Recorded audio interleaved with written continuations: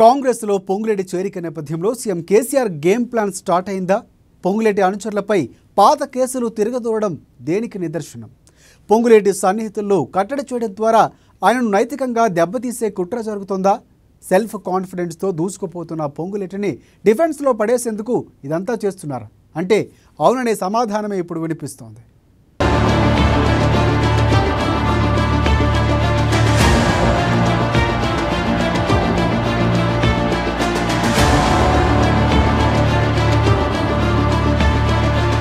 ఉమ్మడి ఖమ్మం జిల్లాలోని రాజకీయ వర్గాల్లో ఎక్కడ చూసినా మాజీ ఎంపీ పొంగులేటి శ్రీనివాసరెడ్డి గురించే చర్చ జరుగుతోంది. పొలిటికల్ సర్కిల్స్లో ఎక్కువగా అధికారంలో ఉన్న పార్టీ గురించి చర్చ జరగడం మామూలే. కానీ పొంగులేటి మాత్రం మినిస్టర్ కాదు, ఆ మాటకొస్తే ఇప్పుడు ఎంపీ కూడా కాదు, అసలే ఎమ్మెల్యే కూడా కాదు. అయినా ఓ మంత్రికి ఏమాత్రం తగ్గకుండా పొంగులేటి బలీయమైన రాజకీయ శక్తిని సంతరించుకోవడం అందరినీ ఆశ్చర్యపరుస్తోంది. ముఖ్యంగా ఉమ్మడి ఖమ్మం జిల్లా అంతటా తన అభ్యర్థులు నిలబెట్టి గెలిపించుకుంటారన్న ధీమాతో ఆయన ఉన్నారు. తనతో పాటు మరికొందరిని గెలిపించుకోగలిగే సత్తా కూడా ఆయనకు ఉండటమే ఇందుకు కారణంగా చెప్పవచ్చు. అందుకే ఖమ్మం బలీయమైన రాజకీయ శక్తిగా అవతరించిన పొంగులేటి శ్రీనివాసరెడ్డి తగ్గేదలే అంటున్నారు. కేసీఆర్ పార్టీతోనే ఢీ అంటే ఢీ అంటున్నారు.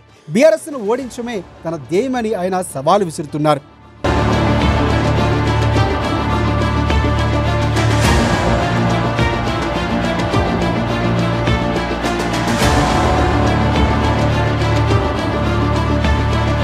బీఆర్ఎస్ నుంచి సస్పెండ్ అయిన తర్వాత ఆయన మరింత వేగం పెంచారు. ముఖ్యంగా కాంగ్రెస్, బీజేపీ అగ్రనేతలతో పొంగులేటి టచ్లోకి వచ్చారు. అటు అమిత్ షా, ఇటు రాహుల్ గాంధీ లాంటి వారు కూడా ఆయన కోసం ట్రై చేశారు. కానీ పొంగులేటి మాత్రం అన్ని ఆలోచించి బీఆర్ఎస్కు సరైన ప్రత్యామ్నాయం కాంగ్రెస్ అని భావించారు. చివరకు హస్తం గూటికి చేరాలని డిసైడ్ అయ్యారు.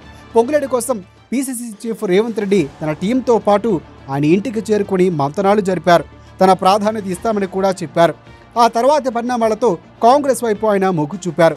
పొంగులేటి కాంగ్రెస్లో చేరిక నేపథ్యంలో సీఎం కేసీఆర్ ఆయనకు చెక్ పెట్టేందుకు గేమ్ మొదలు పెట్టారన్న వాదన ఇప్పుడు బలంగా వినిపిస్తోంది. ఎందుకంటే ఆయన అనుచరులపై రోజుకో కేసు వరుసగా నమోదవుతుండడమే ఇందుకు నిదర్శనం.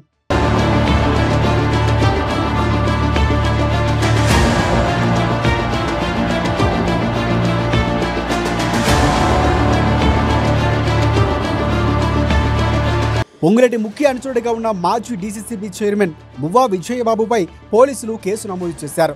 ఆయన డీసీసీబీ చైర్మన్గా పనిచేసిన కాలంలో పలు అక్రమాలకు పాల్పడ్డారన్న నెపంతో కేసు నప్పుపెట్టారు.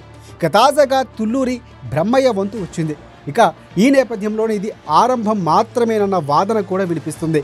పొంగులేటి అనుచరులు ఒక్కొక్కరిని గుర్తించి మరీ కేసులు పెట్టే ప్రయత్నాలు జరుగుతున్నాయని టాక్ వినిపిస్తోంది. పొంగులేటి సన్నిహితులను టార్గెట్ చేయడం వెనుక కారణం ఒకటే. ఈ కేసులతో పొంగులేటిని నైతికంగా దెబ్బతీసే కుట్ర జరుగుతుందన్న విమర్శలు ఇప్పుడు వినిపిస్తున్నాయి.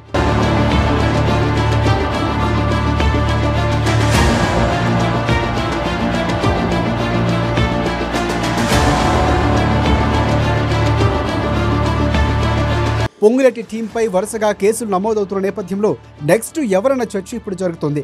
మాజీ ఎమ్మెల్యేలు కోరం కనకయ్య, పాయం వెంకటేశ్వర్లు, పినమర్తి రవి లాంటి వారిని టార్గెట్ చేస్తారన్న వాదన కూడా వినిపిస్తుంది. పొంగులేటి టీంలో బలమైన వారందరినీ కూడా ఏదో ఒక రకంగా ఇబ్బంది పెట్టే కుట్ర జరగవచ్చని టాక్ వినిపిస్తోంది.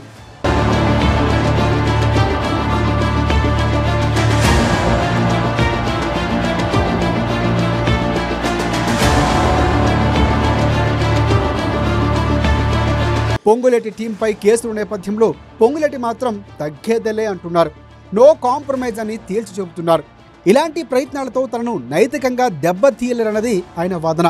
సెల్ఫ్ కాన్ఫిడెన్స్తో దూసుకుపోతున్న పొంగులేటిని డిఫెన్స్లో పడివేయడం సాధ్యం కాదని ఆయన అనుచరులు స్పష్టం చేస్తున్నారు. ఈ కేసులతో తమకు రాజకీయంగా ఎలాంటి నష్టమూ లేదని, ఇది మరింత అడ్వాంటేజ్ అవుతాయని కూడా పొంగులేటి అండ్ టీం కూడా తేల్చి చెబుతుంది.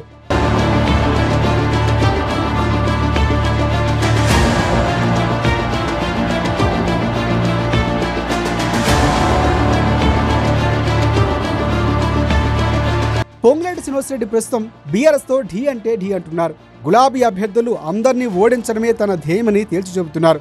కాంగ్రెస్లో చేరిక నేపథ్యంలో కేసులు తదితర పరిణామాలన్నీ ఆయనకు కలిసొచ్చేవని కూడా విశ్లేషకులు అంచనా వేస్తున్నారు.